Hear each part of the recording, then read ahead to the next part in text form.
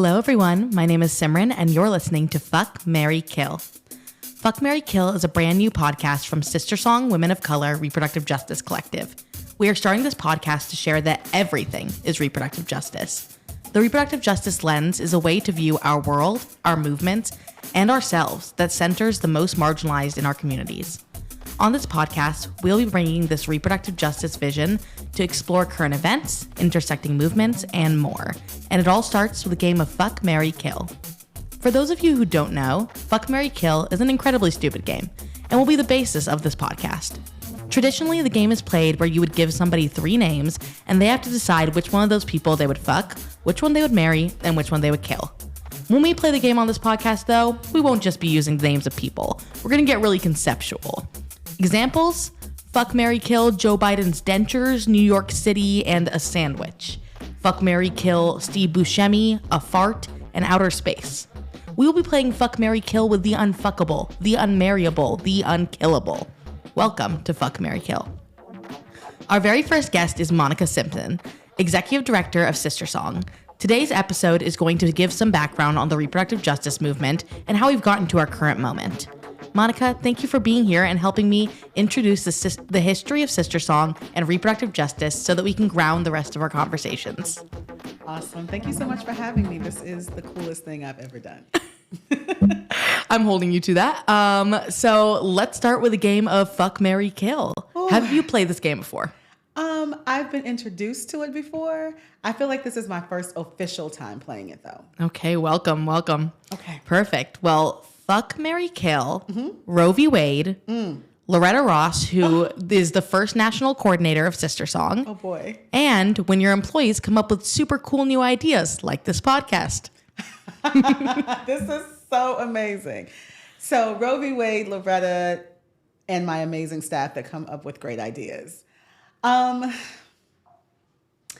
going to start with fucking. That would be great. I think I'm going to start with fucking Loretta Ross, which is going to sound so wild. Loretta, you're still my mentor. I hope this doesn't make things weird. I really hope she listens to this. But the reason for that is that, I think Loretta's brain is one of the most beautiful things on our planet. And to be able to get that close to her brain, I think would be a treat for sure. So I'm going to say that.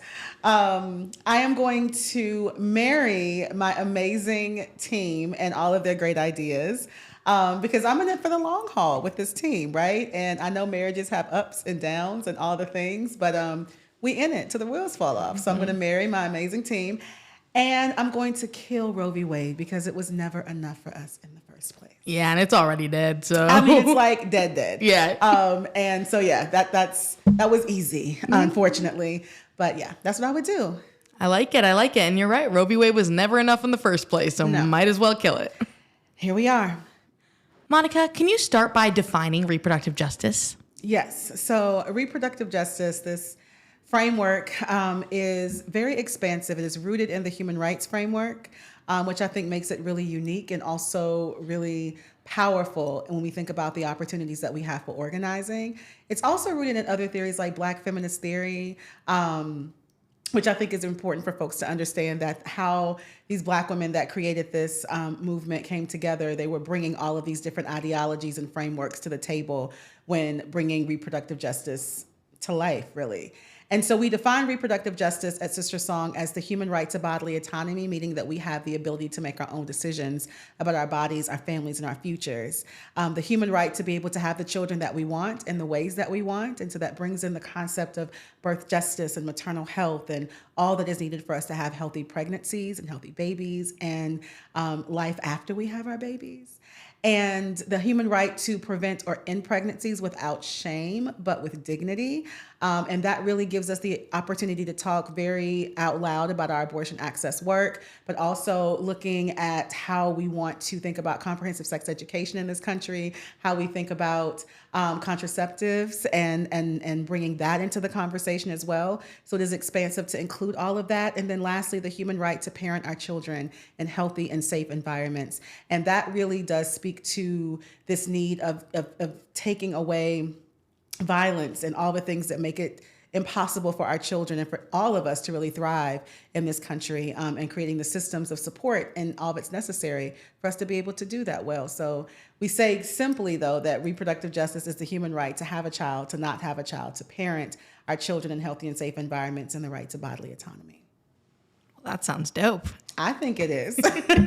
It's our political home. It's our movement. It's our place. When you put it like that, when you really lay it out, it really is just such a reminder that reproductive justice is everything, and any movement, anything in this world we can look at through that lens, through the lens of families, communities, children, mothers, babies. And I remember my first day, I was originally an intern at Sister Song before coming on to staff as full time.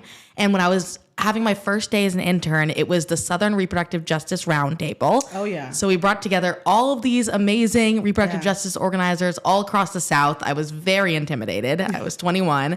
And I remember hearing that definition for the first time. And I looked to the person next to me. I said, okay, so reproductive justice is just everything? Isn't that overwhelming? And she looked back at me and she said, yeah, but isn't it exciting? And I think about that every time I come into organizing spaces, just a reminder that this movement is so exciting, that looking at a utopia is an exciting way to do our organizing. It's based in liberation. We're not just looking at the ways that we are oppressed. We're looking at the ways that we can be whole and seen as whole and joyful and all those things. So yes, absolutely. I mean, isn't that what liberation is all about? Like, I truly want to see liberation in my lifetime. I think it's possible.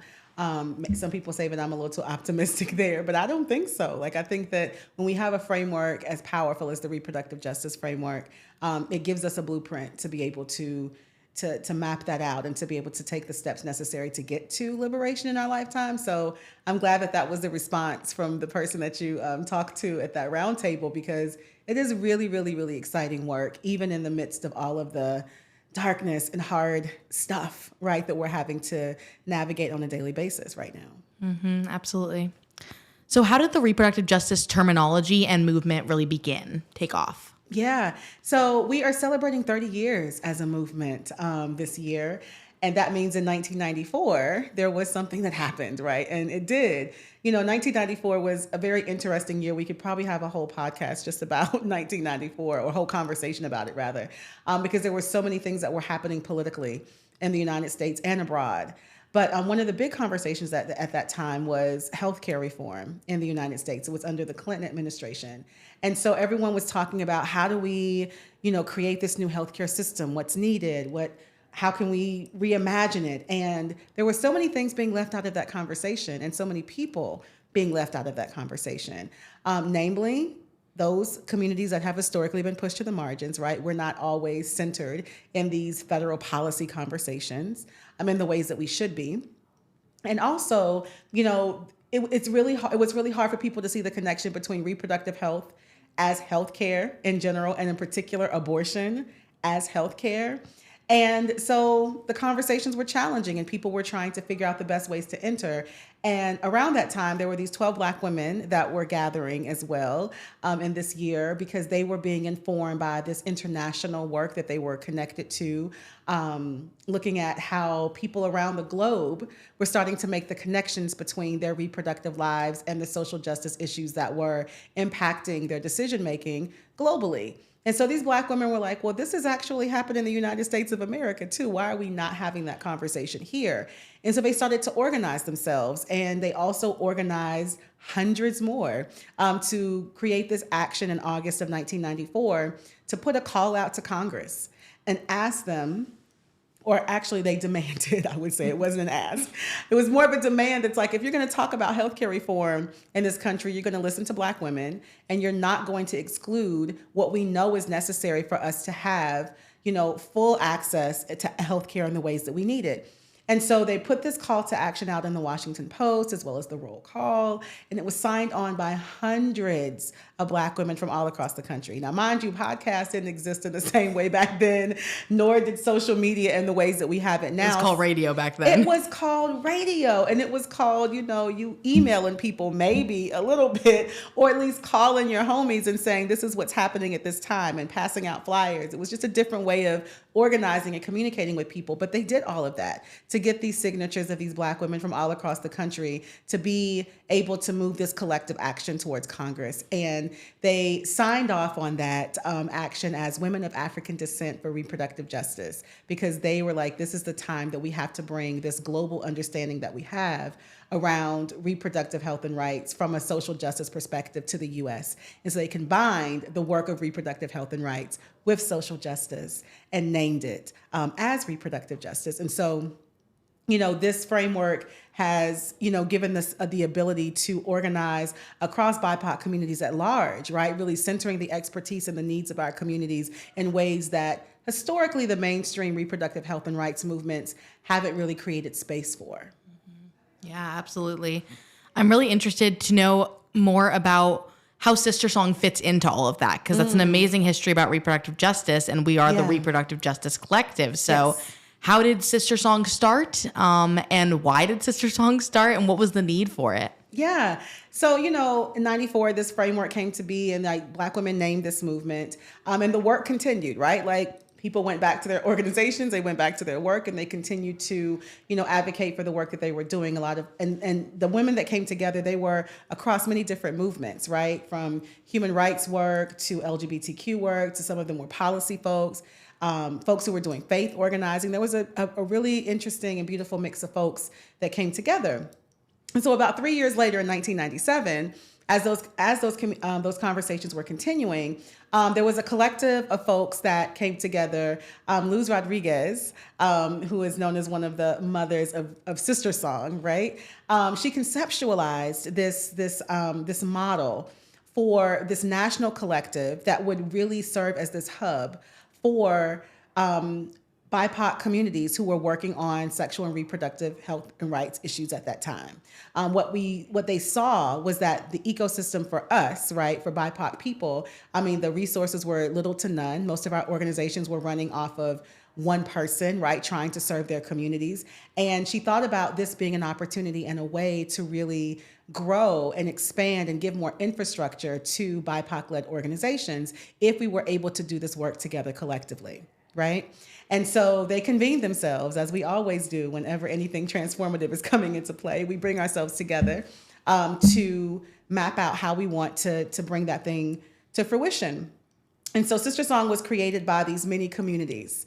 There were African American women, Latinas, Latinx folks, Asian Pacific Islander folks, and Native Indigenous folks, right? And there were 4 different organizations amongst all of these many communities that said that they were going to come together to create this concept of Sister Song, this national collective that was able to move funding, resources, and everything that we needed to really build up our infrastructure to make that thing happen.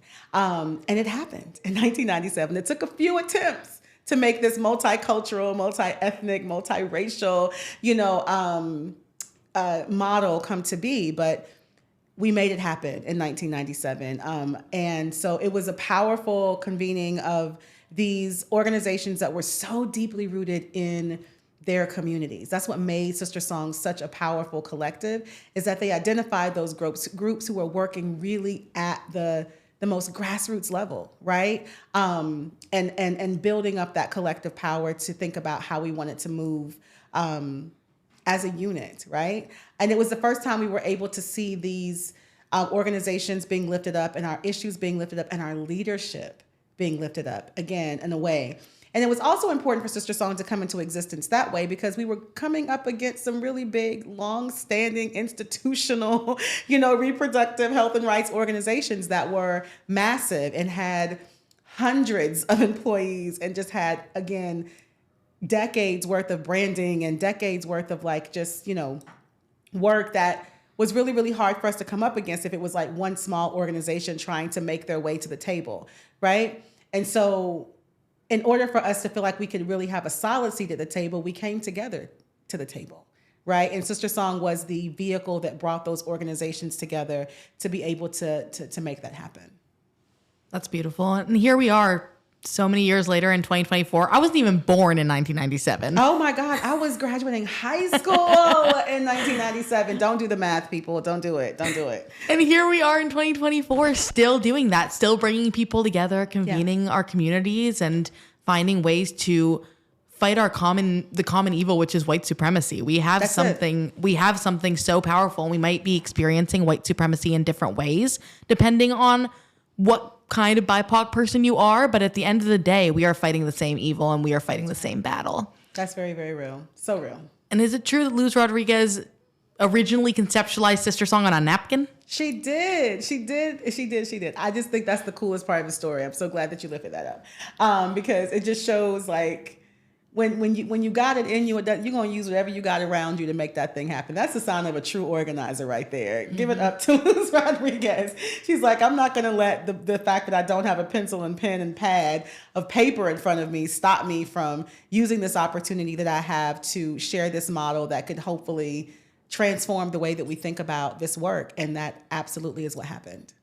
I once drew a really impressive anatomically correct penis on a Waffle House napkin, and then I found a screw in my waffle.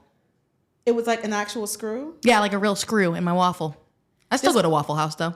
I mean, Waffle House is delicious, but that's just so sad. I mean, if you drew it anatomically correct, I'm not sure why a screw had to be what your gift was for that. You know? I imagine they were unrelated, but who's to say? We never know. We'll never know. We'll never know. We can talk about theory all day, but I really want to hear from you about how reproductive justice transitions from that theory into practice. Yeah. I think, we are in the most critical time of our lives around our issues, right? This Supreme Court decision with the Dobbs decision was detrimental, right? We can say all day long that Roe was the floor, because it was, and it did not, a federal protection, doesn't necessarily always grant access. And that's what we were always up against, in our fight, in our reproductive justice work. But we certainly didn't need them to take this, take Roe v. Wade out. And they did, with this Dobbs decision. And so this decision and what has come out of it the impact has just been tremendous. There was so much fear, so much things that, people were holding on to, misinformation. I still remember where I was the day that it happened, when the decision came down. I was with my nephew, and he was so not clear about what was happening, but I could see in his face that he knew that his Aunt Monty had some things to do. But I remember being pulled away from him, and I was so sad about it. But I think, the theory is clear. And now in practice, we know that reproductive justice issues cannot be seen as like a side item to liberation. Like, it actually has to be centered. And I think more people are now understanding their direct connection to these issues. We are seeing our civil rights groups and our economic justice groups, our environmental justice groups. Like, folks are now saying that, oh, this is how this is connected. And I didn't see this before. And now we have no choice, right? We are now forced to think about our collective work. Like, our silos are not saving us. They never have, and they won't, right? And so I think in this notion of like moving from theory to practice, it requires us to move this theory of like intersectionality into practice of making sure that we are connecting ourselves at all of our movements and like bringing ourselves all together. I think it means that we have to start to find new pathways for folks to understand their connection to this movement, because that's another thing that has really come out from this moment, right? And our organizing is that so many more people are becoming aware of their own reproductive justice stories, right? At Sister Song, we say this all the time: we all have a story to tell. And I think more people are connecting to their stories. And I think that's powerful, because our stories are our organizing power. And so that's what's really moving a lot more people into this movement and finding reproductive justice as their political home. But, it really is going to take, I have this chant that I say all the time: it's going to take all of us to get to the other side. This is the moment in terms of how we move in practice, where intersectional organizing is what we have to do, right? We have to all find our connection to each other's work, to be quite honest, right? Because moving in silos in the ways that we have historically has only pushed our opposition into to like finding us and targeting us in really intentional ways, in the ways that we can see what happened to us as a movement. And we can, I mean, every movement can talk about the ways that the opposition has targeted them. But when we move together collectively, it makes the target a little too big, right? And so I think that's what's, it's unfortunate where we are, but what's exciting me about this moment is that we do get to build more collective power. And that's really at the heart of the reproductive justice framework too, right? Is that we have to center the most marginalized, and we have to keep the main thing, like we're all fighting these larger forces of white supremacy, patriarchy, capitalism, all the different things that we are. And the only way that we're going to get to the other side of that is by doing it together. Yeah, it really is. You're so right that it's just the only way to move forward is collectively and in unity. And I think that as we're having these conversations about reproductive justice, it just really takes me back to the tenets themselves and the right to raise children in safe and sustainable communities without the fear of violence from the state or individuals. Right. Like that's the movement, that's environmental justice, that's police brutality, that's food justice, that's everything. And so being able to really look at the intersecting movements that are here and not work in silos, I think you're so right, that's the only way forward. For sure. And I'm telling you, I was raised in the very rural South in the country, and I was taught at a very young age, you got to go together, because when you go together, can't nobody get taken out, right? And that's just how my grandmother and my aunties would say things. You could go together. You always got to go together. It's like I can hear them now as I'm doing this work. We have to be and move together, Yeah, I like hear my mom telling me that I'm not allowed to go to the party unless my sister goes too, like exactly. Just throwing. It's the same thing. You work in pairs, you work collectively. Like that's the only way to protect ourselves, to protect each other. Yeah. She never wanted to go to the parties. Oh man. I know, real bummer. That was sad. So what do you see as the greatest strength of reproductive justice today? And what do you think are the greatest challenges that we're currently facing? Yeah, I think our greatest strength, it just reiterating the fact that it is everything. Like this framework really has the capacity to hold it all. And that's incredibly exciting, right? Mm-hmm. To understand that there's a framework that's like, oh, I don't have to check any part of my identity at the door, huh? I don't have to compartmentalize myself in a particular kind of way, because that's what I was coming up against. I've been organizing for long time. I feel like the more I say these years, the more that people figure out how old I am. But I've been organizing for a while, and I've organized across many different movements. And I feel like I've always, at some point in these movements, had to check some part of my identity or shut some part of it off, or like at least hold it back. And when I was exposed, to this reproductive justice language and framework and movement, I saw myself. I didn't feel like I had to, again, like take any part of myself away. And it was a framework that was willing to talk about the things that I've been told we shouldn't talk about. And they were actually centering those things, right? So I knew that I had found my political home. And so that's what really excites me. And what I think is the most powerful thing about this framework is that it really has the capacity to hold it all. And at the same time, when we think about the things that are, on the flip side of that, right? Because it does have the capacity to hold it all, then everyone thinks that we should hold it all the time, right? And I think that's one of the things that we are constantly working against as a movement, is that now more people are finding out and understanding what this framework is about. And they're like, well, you should be the movement that fixes it all then, because you can hold it all. And that's not quite the way that I feel like movement should move. Like, I think that we should have the ability to understand how folks have expertise in certain things, and our framework can help, inform that. But it is about understanding, like, the ways that people can move in their own levels of expertise, and supporting people in the ways that we can. But I think that is a thing that we're always up against. I think we're also a ever evolving movement, right? And there are things that we are constantly having to check ourselves on, right? When I first came into this work, even as a queer identified person, I did not feel like I had to check my identity at the door, but I didn't really see a lot of queer people reflected, right, in leadership in this movement. And again, that was about 14 years ago, and so much has shifted and changed since then.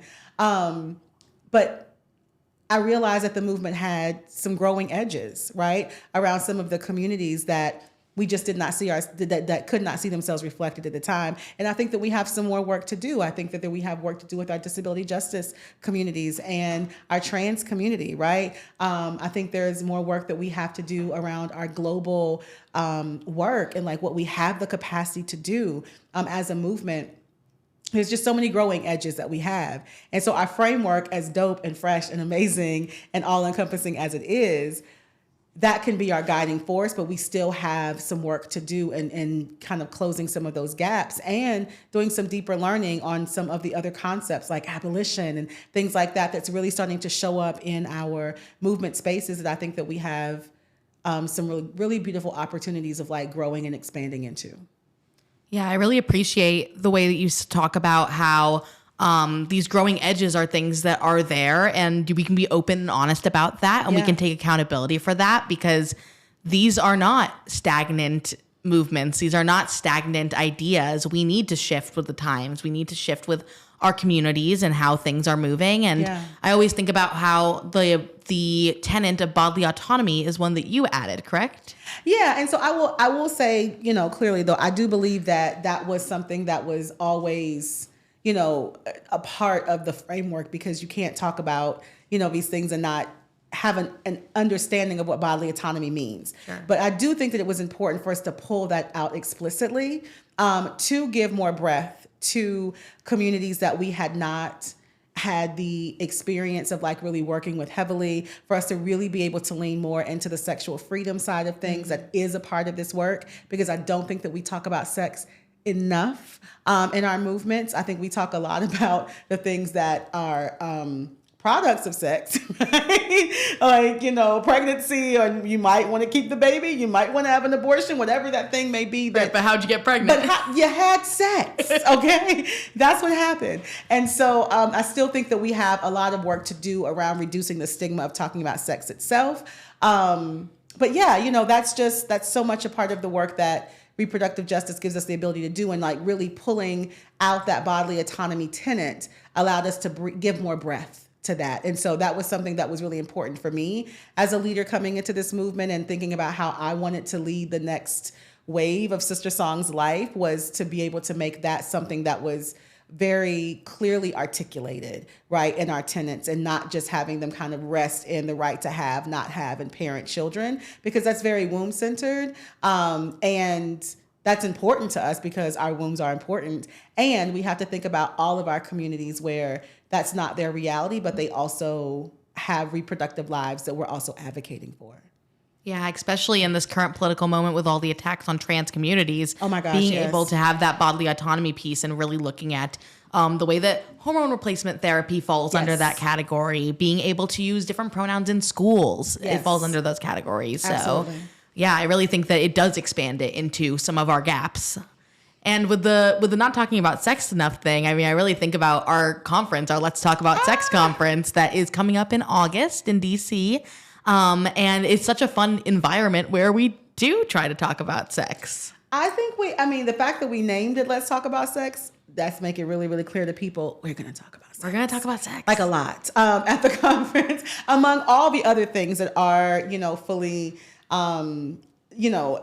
integrated into our movement of reproductive justice as a whole. So it is a space, this year we're really trying to meet people where they are, right? Like we want our conference to be a space where our movement family continues to build and grow and reconvene with each other in really powerful ways. But we want it to be an entry-level space for folks who are just getting, hip to what's happening here. Like they saw this Roe v. Wade thing and it's like, what? Or they saw the Alabama case around IVF and they're like, oh my God, you mean what? Right? Or they've experienced some level of loss or trauma around, what they were not able to do with their own body. And there is a movement that's like really creating a space for folks to come together.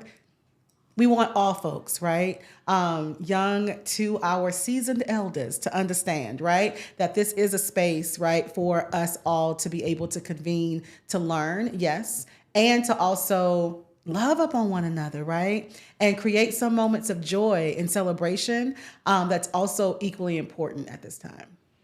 Yeah, I remember my journey with Sister Song started at Let's Talk About Sex in 2017 at the New Orleans Let's Talk About Sex. There was a hurricane rolling through. It was a mess, but we moved the hurricane. We moved the hurricane. We did. I want people to understand that, like, literally, we are a magical movement because every advisory on the planet was saying that a hurricane was hitting New Orleans, and everyone in the conference, I ushered them into putting their hands in the air. And I was like, let's just all say this collectively together, that this hurricane will move its way around. And we said it and it went away. So if that just gives you even more reason to want to come to our conference, we're also magical. So come on in. We are truly magical. I remember I left early because I was worried about the hurricane. I know, which was fair. Right. And I went home and we had stocked up on booze. We had stocked up on movies. Like, we were ready to go for this hurricane. Nothing happened. Nothing happened. Nothing happened. But You I'm did gonna that. tell you what we did. We partied our asses off. Sure did. Sure did. And Let's Talk About Sex is such an amazing entry point to get involved in this movement. I mean, I remember there was this workshop that I think we still do, this naked workshop for survivors. And just being able to be in a space in the nude and have it not be about your body as a sexual item, have it be as your body is a body, and you can interact with each other naked and nothing's going to happen to you. You're going to be okay. You can interact with each other. And that was such a powerful experience for me at age 19, really changed my life. And so when I think about the opportunities for growth here, I really think that Let's Talk About Sex is such a great entry point for folks. Yeah, I'm so glad you got to experience that. I mean, there's so many different types of workshops, from, connecting to our bodies in a very intimate and sacred way to twerking. Twerk shop. It was a twerk shop on, how to liberate our bodies through twerk. I mean, it's just, there's so many different ways. I mean, there's healing, there's faith and spirituality. There's just so many different tracks for young people, for folks who are looking about sex education. There's so many different entry points for folks. So I'm glad that you were that you got that experience, because now look at you. I mean, you're here leading this amazing podcast. So just imagine what can happen to so many new people coming into this space and finding their place and their voice in this movement. It's so true. It's so true. Stay tuned, everyone. We'll be back after this break. So this podcast is all about how everything is reproductive justice. What do we mean when we say that?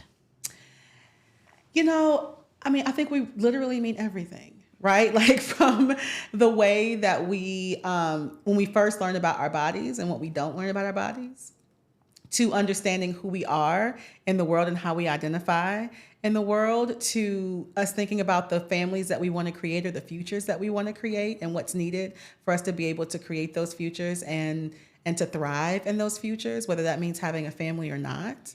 I tell people all the time whenever they talk to me about, especially newer folks who come to me and they're like, oh, y'all are just talking about babies and abortions and stuff. And I'm just like, no, it's actually more than that, right? Reproductive justice for me is not just about having children or not. It's about being able to create and bring forth whatever it is that you have in you that is supposed to come out into this world, right? I look at it from that perspective. And, as a person who has not had children as of yet, we don't know what the universe holds. But, I feel like I've birthed so many things, right? And we all deserve to be able to bring our dreams and gifts to fruition in a world where we are not harmed, where we are not met with violence, right? That we have access to all the things that we need to be able to be our best, most healthiest self to do that. All of that is reproductive justice. Being able to have access to not just a livable wage, but what we call a reproductive justice wage. All of that, live in a world where we can breathe some clean air and drink some water that's not going to make us sick, right? Where we can get to food easily in our own communities, right? And have access to healthy food that's actually nutritional for our bodies. That is reproductive justice, right? And so it really is everything that allows us to live our most beautiful life, on this planet. I feel like that is what reproductive justice is for me. Thank you for that.